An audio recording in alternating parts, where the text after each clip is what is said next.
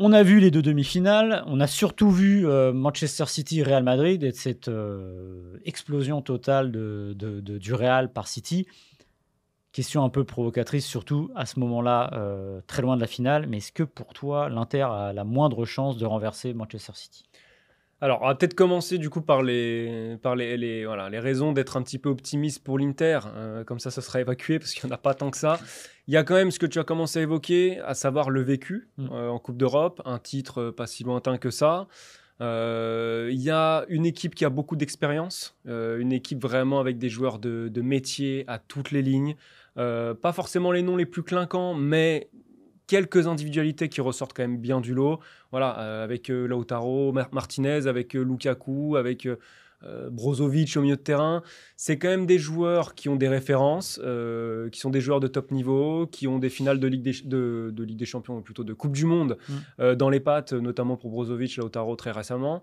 Il y a quand même quelques arguments et le fait que cette année, l'Inter ressemble quand même fortement à une équipe de coupe. Ils ont remporté la Super Coupe d'Italie. Ils sont en finale de la Coupe d'Italie également contre la Fiorentina, c'est à disputer. Et donc cette finale contre Manchester City. Donc on en parlait avec Guillaume Maillard-Pacini dans le Tour d'Europe lundi. C'est vrai que le Milan ressemble ces derniers temps à un rouleau compresseur au moins en coupe. Et puis il reste sur une très très belle série aussi en championnat. Ouais, et sur le papier, c'est évidemment une finale qui paraît extrêmement déséquilibrée. Alors, c'est étonnant parce que Manchester City, encore une fois, ne l'a jamais gagné. Manchester City pourrait devenir le premier club, le premier nouveau vainqueur depuis 2012 et Chelsea. Ouais. Mais on voit que depuis quelques années, il tourne sérieusement autour. Il y a eu l'erreur de Guardiola, on va dire, en 2021. La finale a perdu face à Chelsea. Est-ce qu'il fera l'erreur deux fois? Je ne suis pas sûr. Et surtout, ça vaut ce que ça vaut, mais en début de saison, souvent on se trompe sur ces pronos-là, évidemment. Mais on était quand même assez unanime pour dire qu'il y avait une pièce manquante qui venait d'arriver, c'était Haaland. Et jusqu'ici, tout s'est passé comme sur des roulettes. Et il y a eu évidemment cette demi-finale retour face au Real, cette première mi-temps qui est complètement... j'allais dire surréaliste quand on voit le pédigré des deux équipes. Et il y a un chiffre qui a bien résumé ça, évidemment, il y a le 4-0, mais il y a eu une incrustation sur l'écran à un moment qui arrivait après un quart d'heure de jeu qui montrait que le Real avait réussi 13 passes. Alors là, on parle du Real Madrid, c'est-à-dire que si vous arrivez sur une finale Manchester City, Inter Milan, avec l'Inter qui a fait 10-12 passes au bout de 10 minutes, on se dira, ça peut être logique parce que ça ressemble au match qu'on attend. Mais de penser qu'une équipe qui a la qualité technique du Real Madrid n'arrive pas à se sortir du pressing, de tout ce que vous voulez de City, c'est vraiment très inquiétant pour la suite, enfin très inquiétant ou très rassurant pour Manchester City. Et j'ai un peu cherché dans le passé des finales qui, sur le papier, seraient aussi déséquilibrées. Figurez-vous que ça n'arrive pas souvent.